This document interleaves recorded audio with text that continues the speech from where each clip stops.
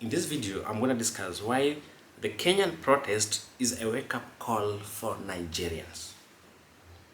The government cannot be enjoying on our behalf. They are buying private jets and people are staying under the bridge. If the vice president says that those protesting for their rights, for their life, for their survival are idiots, then the vice president is an idiot. Yes, if he has the powers to call us citizens, not refugees, he looked at us and told us that we are idiots, then the vice president is an idiot. Today, I've just decided to pick on Nigerians because I really love Nigeria. And one thing, I've been having more interest in Nigeria. I want to talk to all Nigerians, all the pastors and afar that are there. You can convince people to collect their tithes, but you cannot convince your member to come out to come and protest. So all the pastors, all the afar, all the imam, babalawos, please tell your people come out. Why? Because Nigeria has got petrol, has got oil. And I went to school to study petroleum engineering, and I knew that one day I will be in Nigeria, maybe doing my research or doing something else, but that's the work of God. You know, a lot of things has been happening in a country. You don't know how a country is run unless you are in the system. You can vote. You are just a mere voter. You vote. Then you leave. After voting, you leave. You don't know nothing going on. Anything going on, you're not aware. So like recently, Kenyans were demonstrating. They were going to the airport. Do you know why they were going to the airport?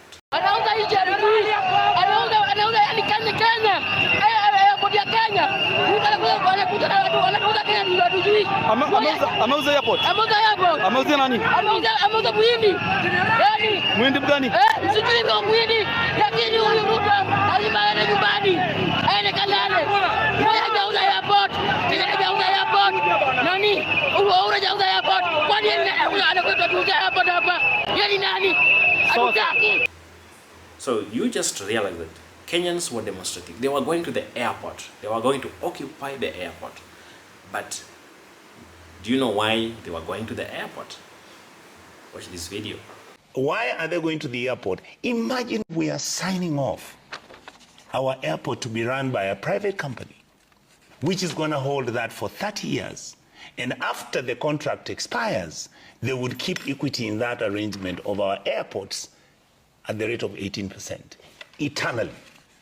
How did somebody sign an agreement like that? You've watched the video. Now you understand that our countries, they have got a lot of resources.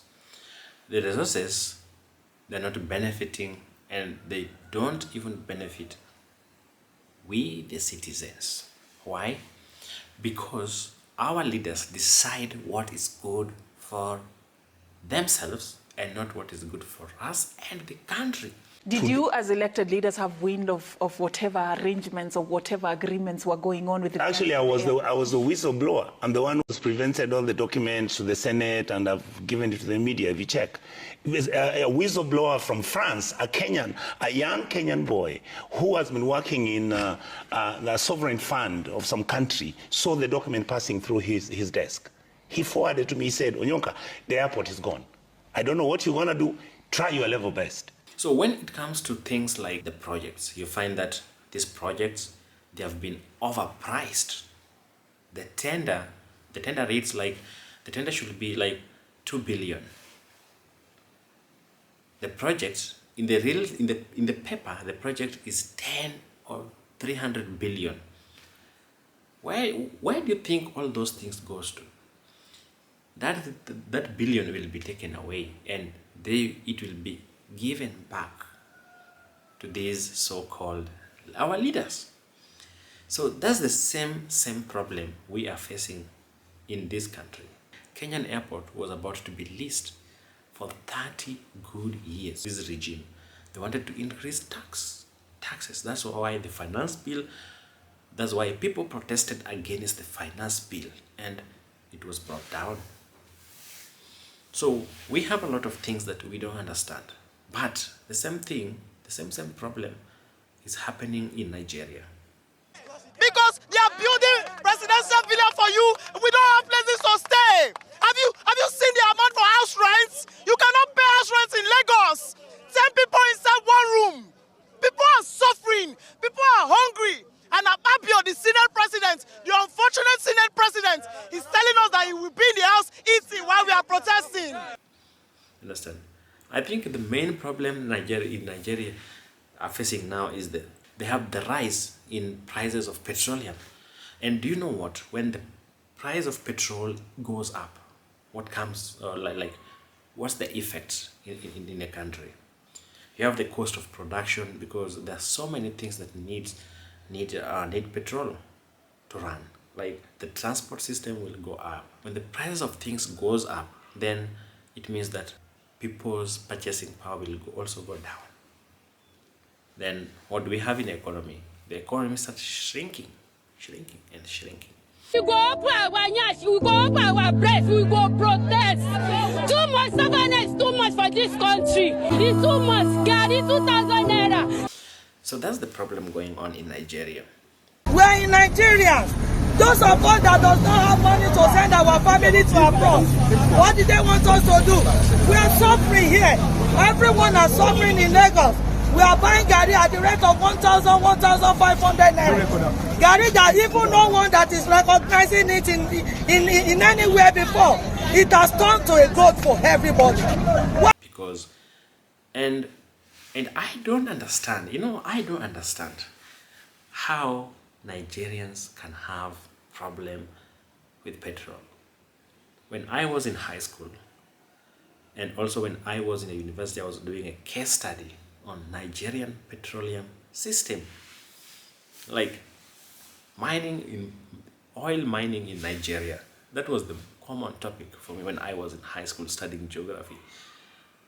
And I really wanted, that's the reason why I wanted even to visit Nigeria and feel like, how are Nigerians benefited from the oil produced in their country? To the federal government of Nigeria.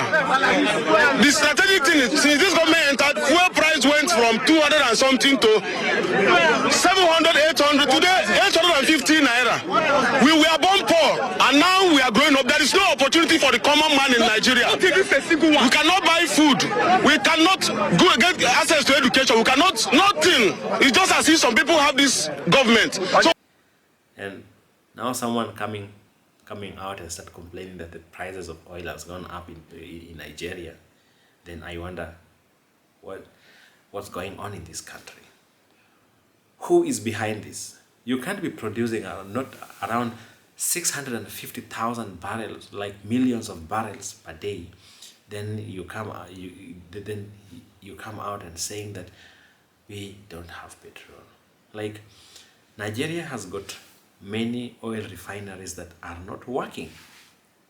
That's we come to beg them to beg pity Nigerians. Young Nigerians, our parents suffer this, and all of them are dying in poverty. Sickness, they cannot pay their hospital bills. But here we are. If we continue like this, we cannot also even survive in this country. This country, it belongs to some people. We are begging those people, please have mercy on Nigerians. The problem starts. The oil refineries in Nigeria aren't working. And I don't know, it's public, it's the citizens' problem or it's the leaders' problem. Why can't the oil be processed in Nigeria and Nigerians buy petrol at a cheaper price? When some of us small business owners in Nigeria are crying, complaining and telling you how frustrating it is to do business and everything, are complaining, some of you don't believe it. Maybe now that Dangote, who is the richest man in Africa, he has all the money he requires to do his refinery, he has all the connection and everything, yet he is still crying and complaining about all the frustration. Maybe now you understand.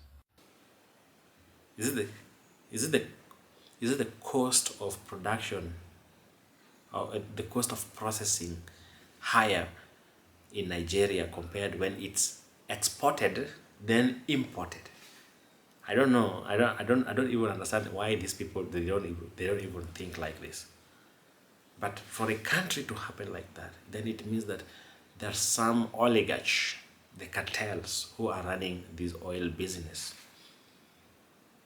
And I was even feeling like the Dangote oil refinery will be a solution to them.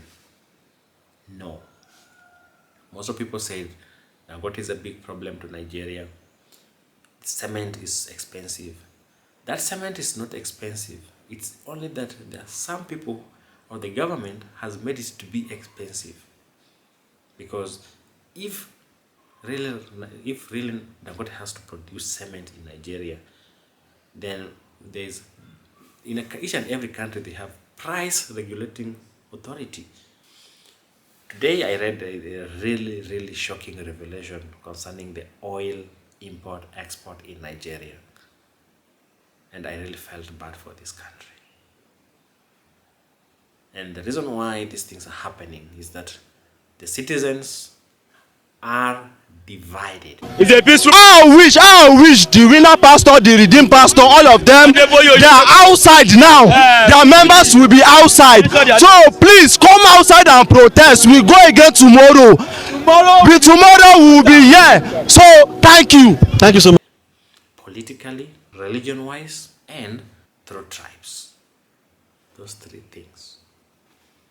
They are divided. The North can't unite with the South. It's only through politics where the South is a vice president, the North is president, the North is president, the South is... And even the central things are like East, West, they're totally divided. And we have things happening in other places.